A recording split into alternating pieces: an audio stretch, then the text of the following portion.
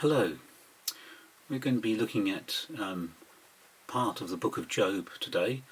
We're going to be looking at Job chapter 19 verses 1 to 27. And you may know a little bit about Job. Job was a man who was upright according to God, and yet he's had many disasters happen to him. Terrible things. He's lost his wealth, his family, and also his health as well. And then he has 3 friends turn up to comfort him.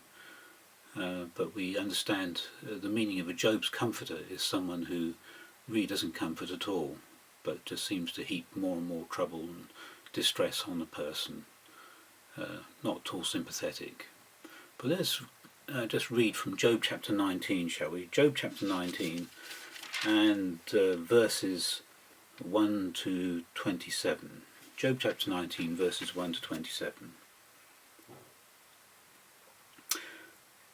Then Job said, "How long will you torment me and crush me with words?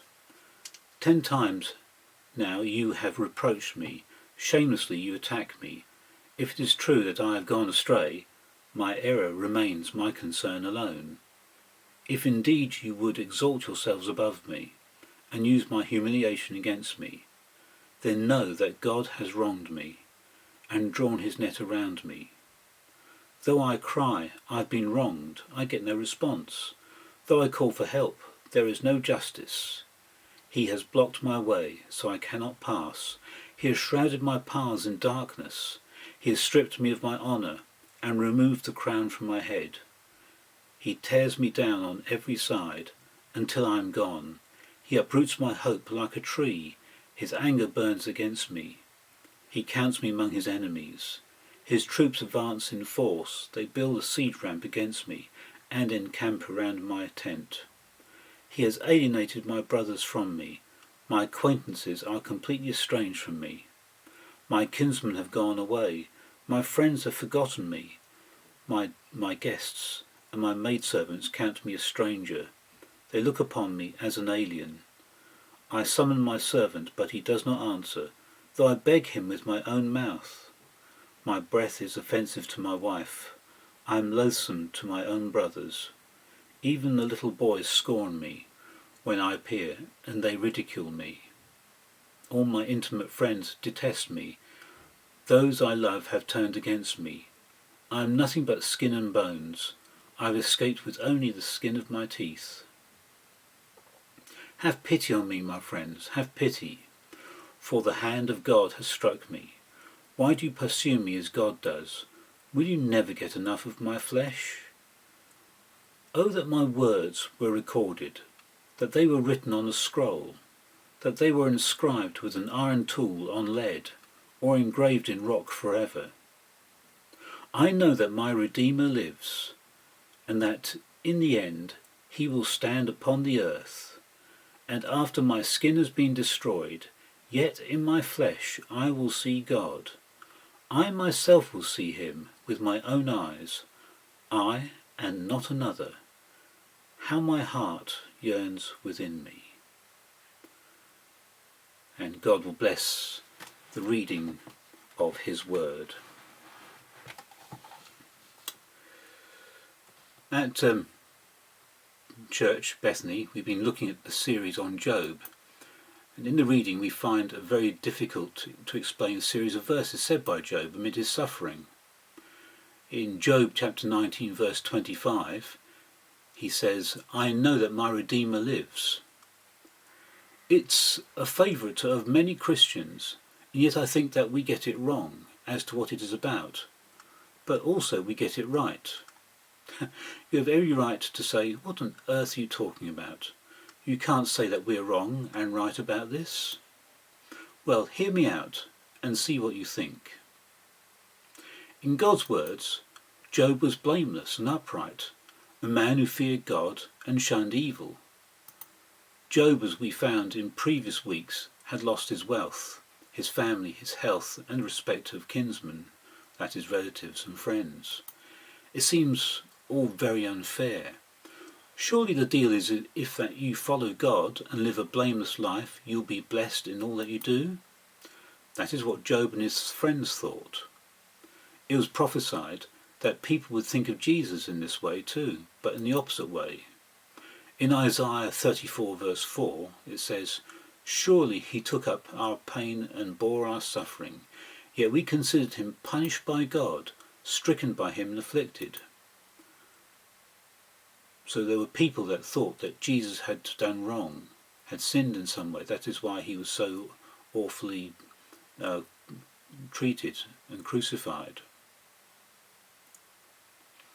Let's look briefly at the accusation that Bildad, one of Job's comforters, brought against Job in chapter 18.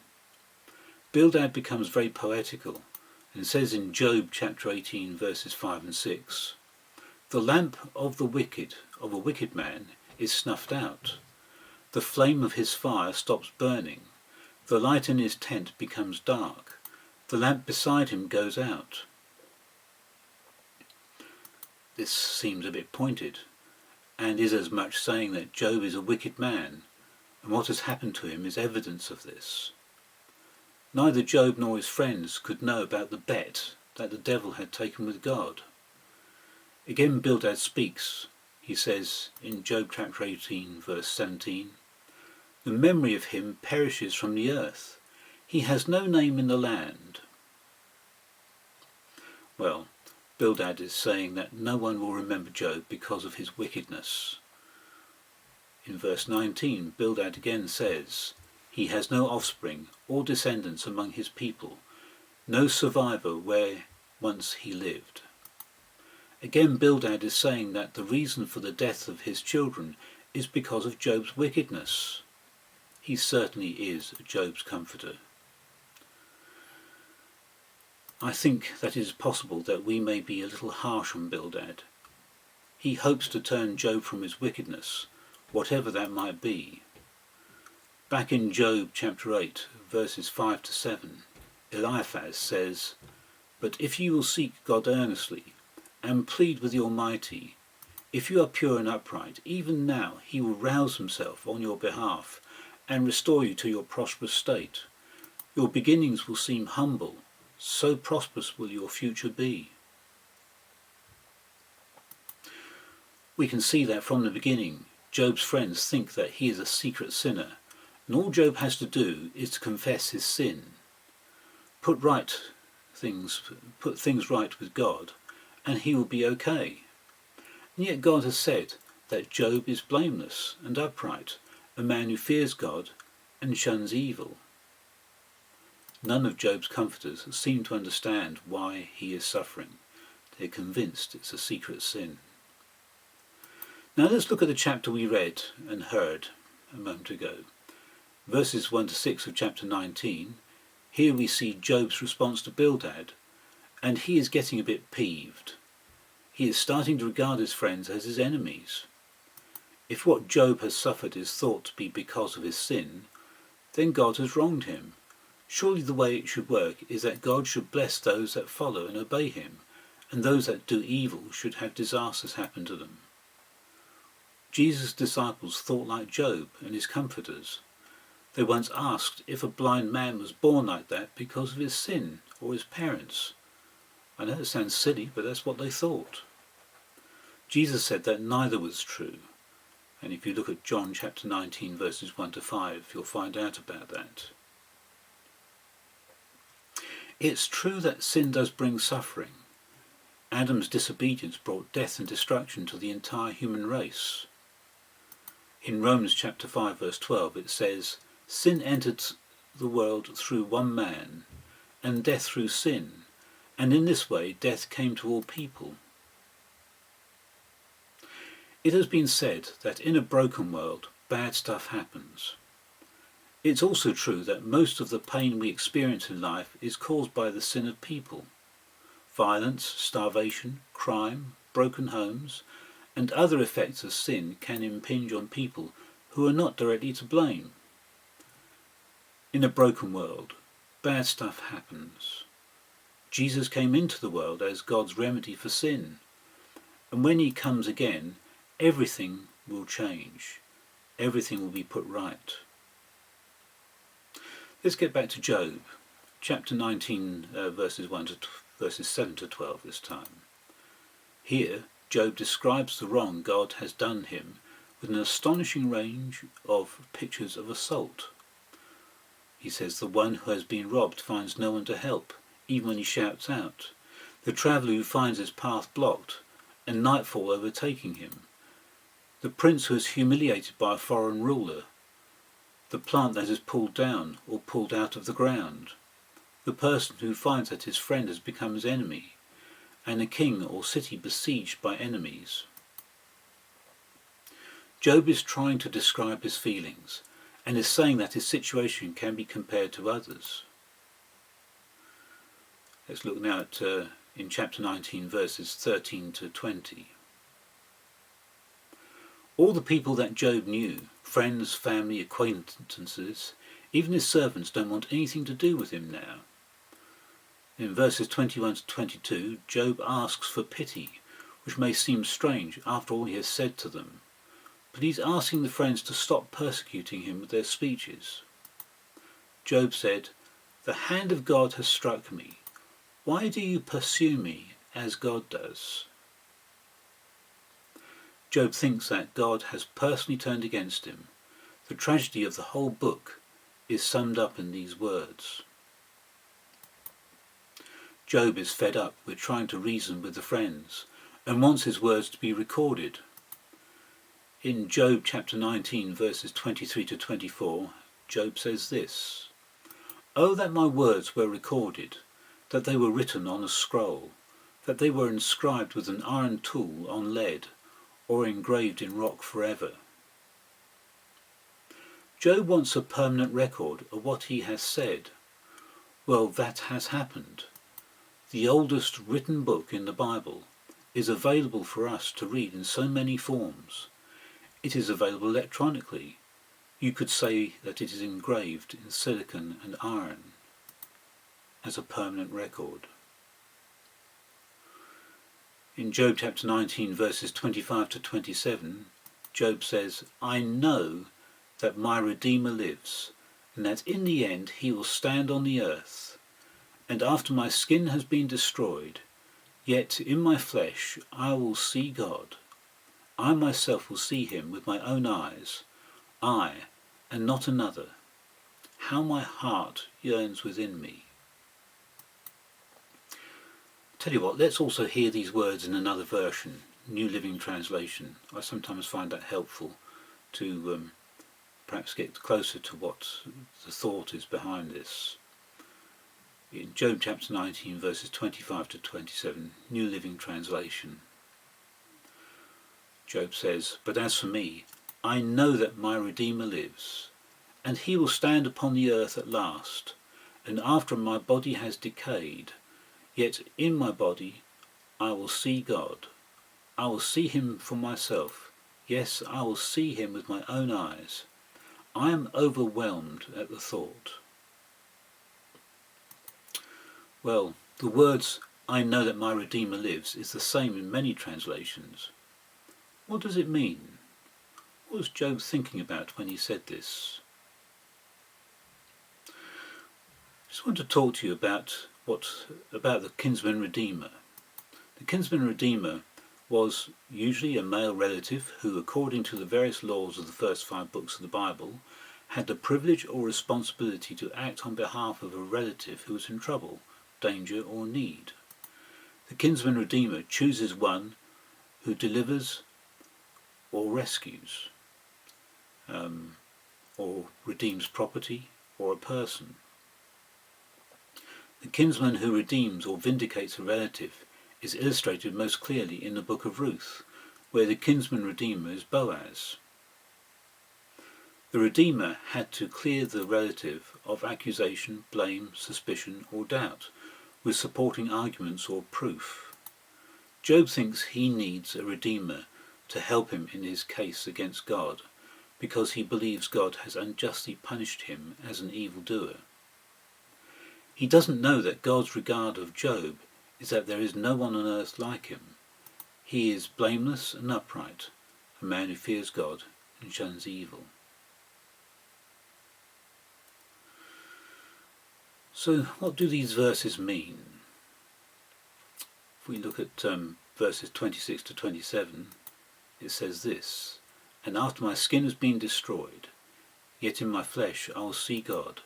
I myself will see him with my own eyes, I and not another. How my heart yearns within me." What does that mean? Job's desire is that while he is still alive, he may see God face to face as his legal opponent in some sort of court of law, so that his claim for vindication of his good name may be heard. Job does not believe that God will accept his plea to come to court, so his wish is that his claim to innocence could be recorded in some permanent form that would last beyond his death, and might perhaps be settled some day. But it is a hopeless wish that his words, his legal claims, could be written in an inscription with an iron tool, for the only permanent record of his claims is his oath of innocence that he has uttered in the ears of heaven. We find later in chapters 38 to 41 that God corrects Job, and Job confesses that he doesn't understand, and that he has no right to question God. Then God speaks to the three friends and says that he is angry with them because they haven't spoken about God as Job had. At the end of the book of Job, it is God who defends Job, and God is his Redeemer. What is a Redeemer?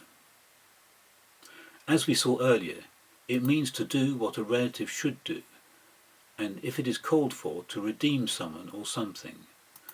To redeem one's relative, kin, from difficulty or danger, to buy back. The Redeemer could avenge a slain kinsman, purchase a loved one out of slavery, or buy back a kinsman's property that had passed from the family. The word Redeemer is also used of God as one who says that his people are blameless and pays a ransom for them. God is Job's Redeemer. We shouldn't think what happened to Job will happen to us. God deals with us individually. We are all different. So what do we learn from the book of Job? Well, as I said earlier, bad things may happen to us, but it doesn't necessarily mean that we are being punished. If we have trusted God for our salvation, then we depend on God to ultimately rescue us. He is our Redeemer. Jesus has taken our punishment and became sin for us on the cross. Jesus is our Redeemer. In John chapter 1 verse 29, John the Baptist saw Jesus coming towards him and said, "Look, the Lamb of God, who takes away the sin of the world." Jesus is our hope of salvation. He has bought us back. Job's hope was that there would be some relative that would stand up for him and rescue him, but instead God rescues him and restores his fortune, friends and family. God has rescued us. We should say thank you to him for his salvation. We can do that by trusting in Jesus and accepting his salvation. If we do this, then we also will one day see God in the form of his Son, Jesus, when he comes again for us. At the beginning I said that we get the verse that says, "I know that my Redeemer lives," wrong, because Job had said it, as he was looking for a relative who could be his Redeemer. But in fact, at the end of the book, God is Job's Redeemer. So all who have put their trust in Jesus can say that we know that our Redeemer lives, because after Jesus died for us, 3 days later he rose from the dead. So all who have trusted in Jesus can say, "I know that my Redeemer lives." I hope you can too. Thank you for listening.